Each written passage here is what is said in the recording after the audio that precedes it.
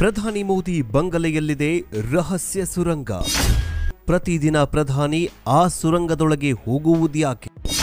ಬಂಗಲೆ ನೆಲಮಾಳಿಗೆ ಎಲ್ಲಿಗೆ ಕನೆಕ್ಟ್ ಆಗತ್ತೆ? ಅಲ್ಲಿ ಯಾರಿದ್ದಾರೆ ಗೊತ್ತಾ?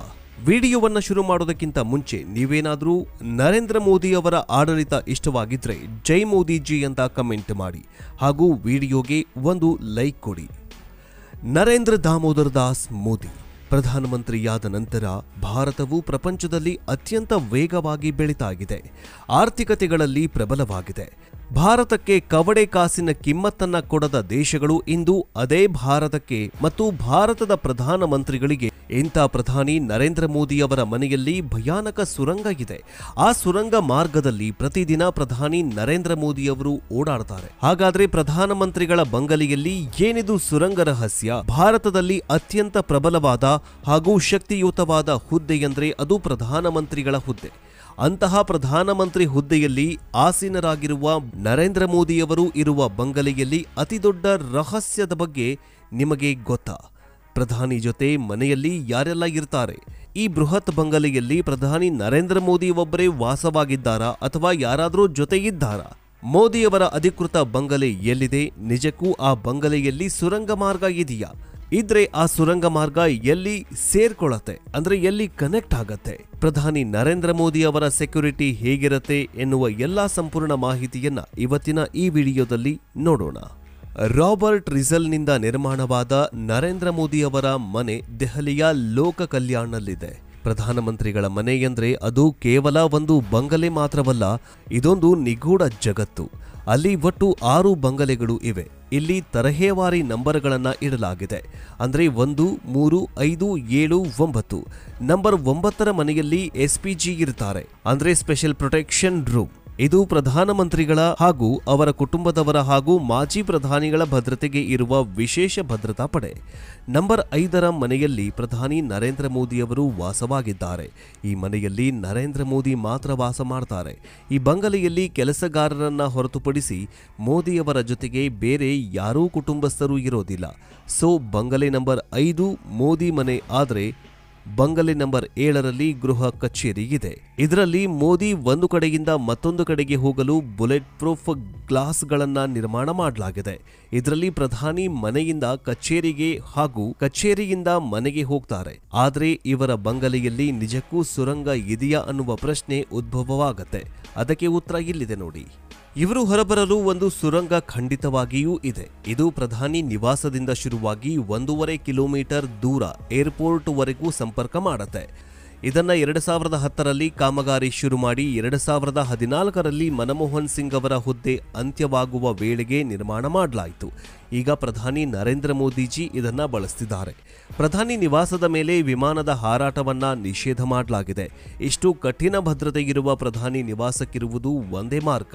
ಈ ಮಾರ್ಗ ಪ್ರವೇಶ ಮಾಡ್ತಾ ಇದ್ದಂತೆ ಮೊದಲು ಸಿಗೋದು ಬಂಗಲೆ ನಂಬರ್ 9. ಇದರಲ್ಲಿ ಶಸ್ತ್ರಸಜ್ಜಿತ ವಿಶೇಷವಾದ ಭದ್ರತಾ ಪಡೆ ಸದಾ ನೆಲೆಗೊಂಡಿರುತ್ತೆ. ಇಲ್ಲಿ ತಪಾಸಣೆಯಾದ ನಂತರವೇ ಮುಂದುವರಿಯೋದಕ್ಕೆ ಅನುಮತಿ ಸಿಗೋದು. ಬಂಗಲೆ 9ರ ನಂತರ ಪಾರ್ಕಿಂಗ್ ಪ್ರವೇಶವಿದೆ. ಅದರ ನಂತರ ಸ್ವಾಗತ ಕೇಂದ್ರ ಇದೆ. ಇದೆಲ್ಲವನ್ನ ದಾಟಿ ಮುಂದೆ ಬಂದ್ರೆ ಅಲ್ಲಿ ಭದ್ರತಾ ಸಿಬ್ಬಂದಿಯ ಬಿಗಿ ಪಹರೆಯಲ್ಲಿರುವ 7, 5 ಮತ್ತು 3 ಹಾಗೂ 1 RC ಸಿಗತ್ತೆ. ಇವರನ್ನ ಉಲ್ಲಂಘಿಸಿ ಯಾರಾದರೂ ಒಳಗೆ ಹೋಗುವ ಪ್ರಯತ್ನ ಮಾಡಿದ್ರೆ ಭದ್ರತಾ ಸಿಬ್ಬಂದಿ ಗುಂಡಿನ ದಾಳಿ ಮಾಡುತ್ತಾರೆ. ಸಂಬಂಧಿಗಳೇ ಇರಲಿ, ಸ್ನೇಹಿತರೇ ಇರಲಿ, ಪ್ರಧಾನಮಂತ್ರಿಗಳನ್ನ ಏಕಾಏಕಿ ಭೇಟಿ ಮಾಡೋದಕ್ಕೆ ಇಲ್ಲಿ ಯಾರಿಗೂ ಕೂಡ ಅವಕಾಶ ಇಲ್ಲ. ಇಂತಹ ಹೆಸರಿನ ವ್ಯಕ್ತಿ ಇಂತಹ ದಿನ ಬರಲಿದ್ದಾರೆ ಎಂಬ ಪಟ್ಟಿಯನ್ನ ಪ್ರಧಾನಿಯ ಆಪ್ತ ಸಹಾಯಕ SPG ಕೊಟ್ಟಿರ್ತಾರೆ. ಆಗ ಮಾತ್ರ ಪ್ರವೇಶ ಇರುತ್ತೆ. ಇಲ್ಲವಾದ್ರೆ ಬಂದ ದಾರಿಗೆ ಸುಂಕವಿಲ್ಲ ಎಂದು ಭಾವಿಸಿಕೊಳ್ಬೇಕಷ್ಟೆ. ಈ ನಿಯಮ ಎಲ್ಲರಿಗೂ ಕೂಡ ಅನ್ವಯವಾಗತ್ತೆ. ಪೂರ್ವ ಅನುಮತಿ ಪಡೆದವರು ಮೊದಲು SPGಯಿಂದ ತಪಾಸಣೆಗೆ ಒಳಪಡಬೇಕು. ನಂತರ ಪ್ರತಿಯೊಬ್ಬರಿಗೂ ಗುರುತಿನ ಚೀಟಿಯೊಂದನ್ನು ನೀಡಲಾಗತ್ತೆ. ಗುರುತಿನ ಚೀಟಿ ಇಲ್ಲದೆ ಪ್ರಧಾನಿ ನಿವಾಸದ ಆವರಣದಲ್ಲಿ ಸುಳಿದಾಡಲು ಸಾಧ್ಯವೇ ಇಲ್ಲ. ಈ ನಿಯಮಗಳನ್ನ ಯಾರಾದರೂ ಉಲ್ಲಂಘಿಸಿದ್ರೆ ಅಥವಾ ಅನುಮಾನಾಸ್ಪದವಾಗಿ ವರ್ತಿಸಿದ್ರೆ SPJ ಪಡೆ ತಕ್ಷಣ ಕಾರ್ಯಪ್ರವೃತ್ತರಾಗ್ತಾರೆ. ಕಾರಣವಿಲ್ಲದೆ ಪ್ರಧಾನಿ ನಿವಾಸದ ಆವರಣ ಪ್ರವೇಶ ಮಾಡೋದಕ್ಕೆ ಸಾಧ್ಯವೇ ಇಲ್ಲ.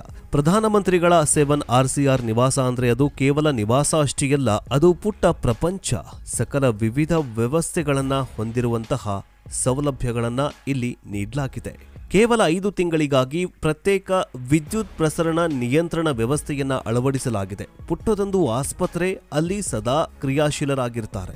ಹಿರಿಯ ವೈದ್ಯರು, ದಾದಿಯರು ಪ್ರತಿದಿನ ಕಾರ್ಯನಿರ್ವಹಿಸುತ್ತಾರೆ. ಮುಂಜಾಗೃತೆ ದೃಷ್ಟಿಯಿಂದ ನಿವಾಸದ ಬಳಿ ಒಂದು ಆಂಬ್ಯುಲೆನ್ಸ್ ಸಹ ನಿಯೋಜನೆ ಮಾಡಲಾಗಿರುತ್ತೆ. ಹಾಗಾದರೆ ಪ್ರಧಾನಿ ನರೇಂದ್ರ ಮೋದಿಯವರ ಸೆಕ್ಯೂರಿಟಿ ಹೇಗಿರುತ್ತೆ ಅನ್ನೋದನ್ನ ನೋಡೋದಾದ್ರೆ, ಒಂದು ದೇಶದ ಪ್ರಧಾನಿ ಅಂದಮೇಲೆ ಹೆಜ್ಜೆ ಹೆಜ್ಜೆಗೂ ಅವರಿಗೆ ಭದ್ರತೆ ಇರುತ್ತೆ. ಪ್ರಧಾನಿಗಳು ಎಲ್ಲೇ ಹೋದ್ರೂ ಅವರ ಹಿಂದೆ ಅತ್ಯಾಧುನಿಕ ಶಸ್ತ್ರಾಸ್ತ್ರಗಳು ಹೊಂದಿರುವ ಸೆಕ್ಯೂರಿಟಿ ಫೋರ್ಸ್ ಇರುತ್ತೆ. ಅದರಲ್ಲೂ ಭಾರತದ ಪ್ರಧಾನಿ ಅಂದ್ರೆ ಸುಮ್ಮನೆನಾ? ಸೆಕ್ಯೂರಿಟಿಗೆ ಯಾವುದೇ ಕೊರತೆ ಇರಬಾರದು ಅಂತ ಭಾರತ ಸರ್ಕಾರ ವರ್ಷಕ್ಕೆ 100 ಕೋಟಿ ರೂಪಾಯಿ ಪ್ರಧಾನಿ ಭದ್ರತೆಗೆ ಖರ್ಚು ಮಾಡುತ್ತೆ. ಅದರಲ್ಲೂ ಪ್ರಧಾನಿ ನರೇಂದ್ರ ಮೋದಿ ಭದ್ರತೆ ಅಂದಮೇಲೆ ಕೇಳಬೇಕಾ? ನರೇಂದ್ರ ಮೋದಿಯವರ ಭದ್ರತೆ ಜವಾಬ್ದಾರಿ SPG ವಹಿಸಿಕೊಳ್ಳುತ್ತೆ. SPG ಅಂದ್ರೆ ಸ್ಪೆಷಲ್ ಪ್ರೊಟೆಕ್ಷನ್ ಗ್ರೂಪ್ ಅಂತ. ಇಲ್ಲಿ ಸೆಕ್ಯೂರಿಟಿ ಫೋರ್ಸ್ ಸಾಮಾನ್ಯವಾಗಿರೋದಿಲ್ಲ. SPGಗೆ ಸೇರುವ ಸೈನಿಕರು ಸಾಮಾನ್ಯವಾಗಿರೋದಿಲ್ಲ. SPGಗೆ ಒಬ್ಬ ಸೈನಿಕನಿಗೆ ಆಯ್ಕೆ ಮಾಡಬೇಕಾದ್ರೆ 10,000 ಸೈನಿಕರಿಗೆ ಟ್ರೈನಿಂಗ್ ಕೊಡಬೇಕು. ಅವರಿಗೆ ಕೊಡುವ ಟ್ರೈನಿಂಗ್ ಸುಲಭವಾಗಿರೋದಿಲ್ಲ. SPGಗೆ ಕೇವಲ ದೈಹಿಕವಾಗಿ ಮತ್ತು ಟ್ರೈನಿಂಗ್ನಲ್ಲಿ ಪಾಸ್ ಆದ್ರೆ ಸಾಲದು, ಅಲ್ಲಿ ಸೈನಿಕ ತುಂಬಾನೇ ಶಾರ್ಪ್ ಆಗಿರಬೇಕು. ಪ್ರಧಾನಿ ಎದುರುಗಡೆ ಮತ್ತು ಆಜುಬಾಜು ಇರುವ ವ್ಯಕ್ತಿ ಯಾರೇ ಇರಲಿ, ಆ ವ್ಯಕ್ತಿಯನ್ನ ನೋಡಿದ ತಕ್ಷಣ ಅವನ ಹಾವಭಾವವನ್ನ ನೋಡಿ ಅವನ ಮನಸ್ಸಲ್ಲಿ ಸದ್ಯಕ್ಕೆ ಏನ್ ನಡೀತಾ ಇದೆ ಅನ್ನೋದನ್ನು ಕೂಡ ಪತ್ತೆ ಹಚ್ಚಬೇಕು.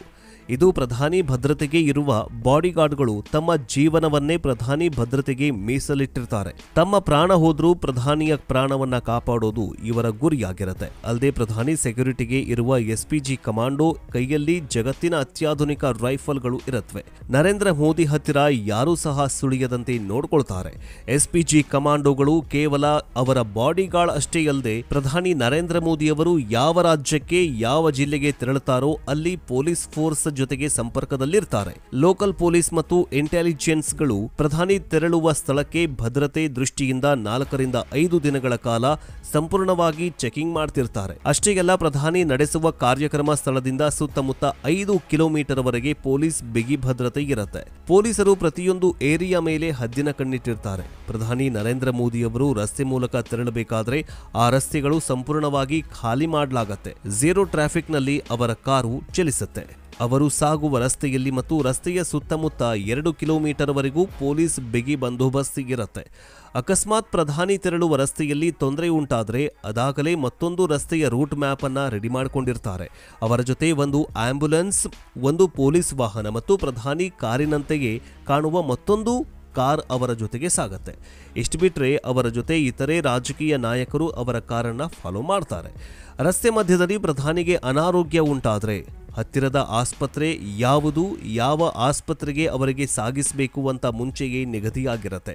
ಅಕಸ್ಮಾತ್ ರಸ್ತೆಯಲ್ಲಿ ಅವರ ಕಾರಿನ ಮೇಲೆ ಭಯೋತ್ಪಾದಕ ಹಲ್ಲೆ ಆದರೆ, ಬಾಂಬ್ ದಾಳಿಯಾದರೆ ಅವರು ಯಾವ ಮನೆಯಲ್ಲಿ ಸುರಕ್ಷಿತವಾಗಿರಬಹುದು, ಯಾವ ಮನೆಯಲ್ಲಿ ಅವರಿಗೆ ಕರೆದೊಯ್ಯಬೇಕು ಅನ್ನೋದು ಕೂಡ ಸಹ ರೂಟ್ ಮ್ಯಾಪ್ನಲ್ಲಿ ಮೊದಲೇ ನಿಗದಿಯಾಗಿರುತ್ತೆ.